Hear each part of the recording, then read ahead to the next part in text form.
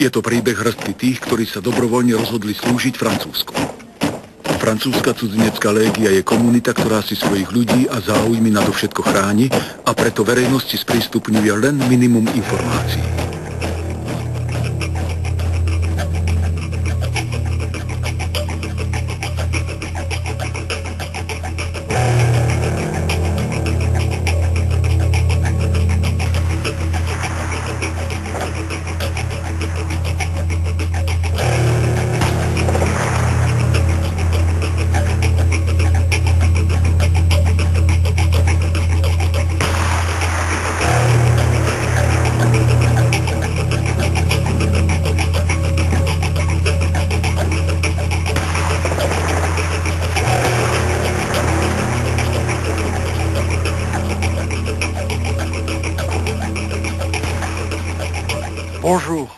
Dobrý deň, volám sa Claude Gérard, mám 72 rokov. Do légie som vstúpil ako 31-ročný a slúžil som v nej 23 rokov. Keď som došiel do légie, predtým ako som žil aj na Slovensku, som Maďar, maďarský národnosť znám, tam boli trošku problémy medzi Maďara a Slováka, čo tu nefunguje vonku, tu absolútne to zabudneme. To môže byť ex-Jugoslavie, to môže byť hoci odkiaľ, tu nefunguje, není rasizmus. Tu všetci pomáhame, tu všetci pracujeme spolu, čo potrebujeme, keď niekde ideme do války, alebo niekde to potrebujem. Nemôžem ho nelúbiť, nemôže byť môj nepriateľ, s kým pracujem spolu. Tak to by nefungoval. Som libanonskej národnosti. Narodil som sa tam, mám libanonskú krv, ale som Francúz. Volám sa Glazner, v cudzineckej legii som 7 rok, od roku 99. Mám hodnosť seržanta, slúžim v 2. cudzineckom regimente a mám na starosť odstreľovačov, ktorí sa pripravujú na súťaž odstreľovačku. Cudzinecká légia je silná komunita, silná inštitúcia, ktorej každý legionár ostane vždy niečo dlžný. Legionár nikdy nesplatí to, čo mu légia dala, pretože mu dala druhú šancu. Či v nej slúžite 15, 20 alebo 40 rokov, vždy jej ostanete niečo dlžný. Som Slovák a klamal by som, ak by som nezdôraznil, že som bol hrdý za celé dianie, za celý pobyt a za službu francúzskej vlastne cudzineckej legii.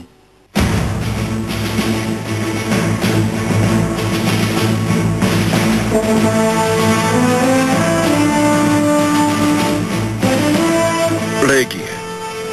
Už v starovekom Ríme toto slovo vyjadrovalo úctu, obdiv, ale najmä rešpekt. Až sem siahajú korene legionárov, mužov, ktorí nepoznajú strach. Od založenia francúzskej cudzineckej légie kráľom Ľudovítom Filipom v roku 1831 padlo na poli cti 35 000 legionárov. Víťazstva legionárov viedli k tomu, že slovo légia sa stalo neskôr čestným názvom pre vojenské útvary zvláštneho a nebezpečného určenia. Disciplína, spolupatričnosť a úplná podriadenosť rozkazom boli, sú aj budú pre legionárov nepísaným pravidlom. Dobrovoľníci francúzskej cudzineckej légie bojovali v mnohých krajinách sveta. Aj dnes sú nasadzovaní v miestach najostrejších konfliktov.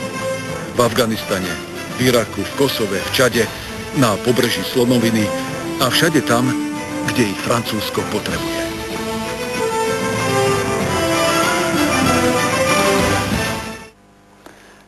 Nachádzame sa v srdci múzea cudzineckej légie.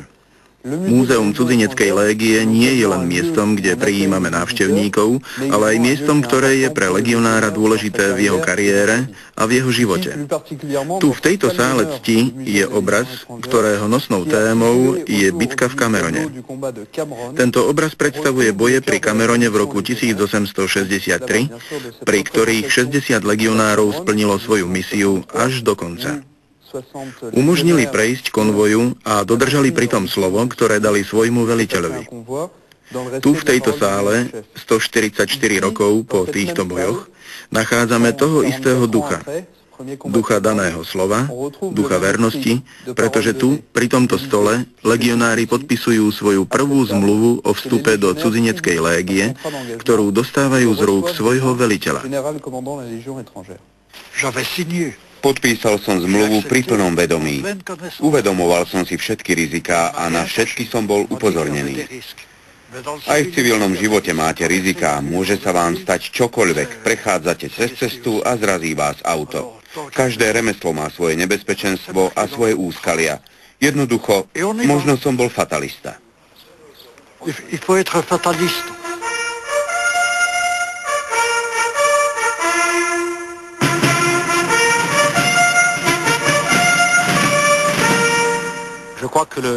Myslím si, že veľkou výzvou cudzineckej légie je to, že dokáže, aby spolu žili, pracovali a prípadne zomreli príslušníci okolo 120 národností.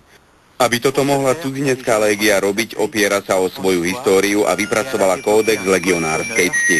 Ten je súborom hodnôt, s ktorými sa všetci musia stotožniť, keď vstupujú do cudzineckej légie.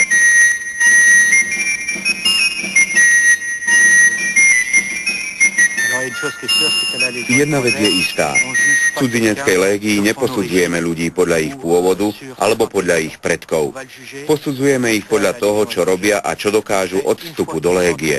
Nerobíme štatistiky podľa národností, ani podľa národností neporovnávame ich kvality.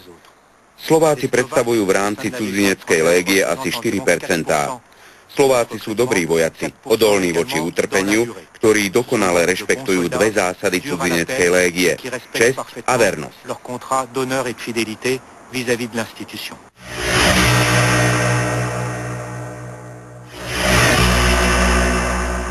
Tie články, čo vidíme na Slovensku, že akí sú zlí legionári, aké svinstva robia, všetko zlé, čo vlastne spáchajú, tak to vôbec nie je pravda.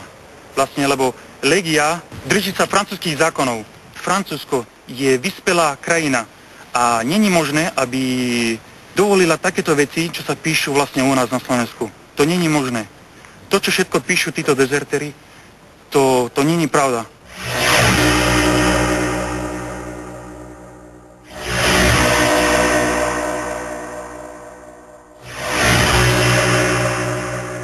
Po skončení školy som mal kamaráta, ktorý bol o 2 roky starší a odišiel do cudzineckej légie a tým pádom som bol nejakom s ním v kontakte, že vlastne o čo tam ide.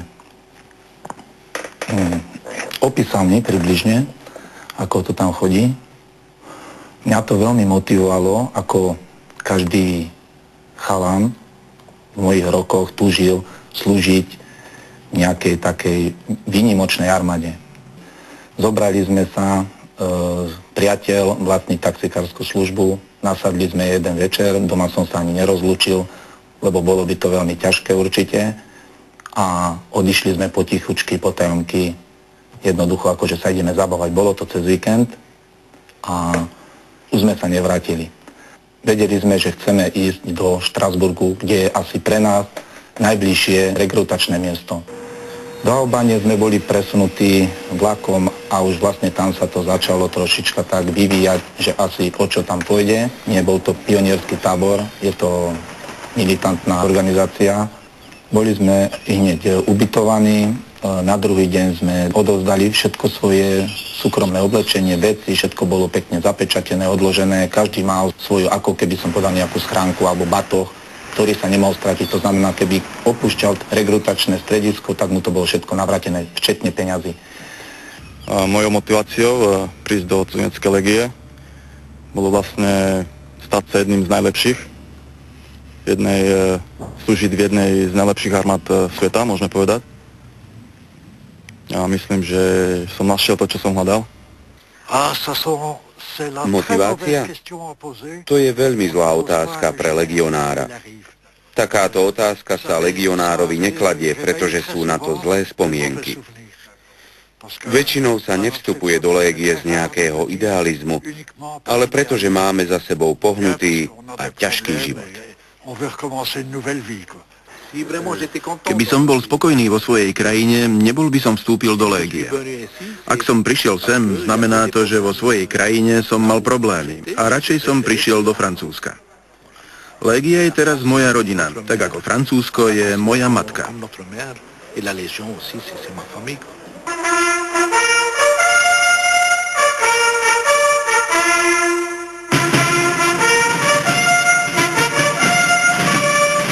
Začalo to tými zdravotnými prehliadkami, psychotesty,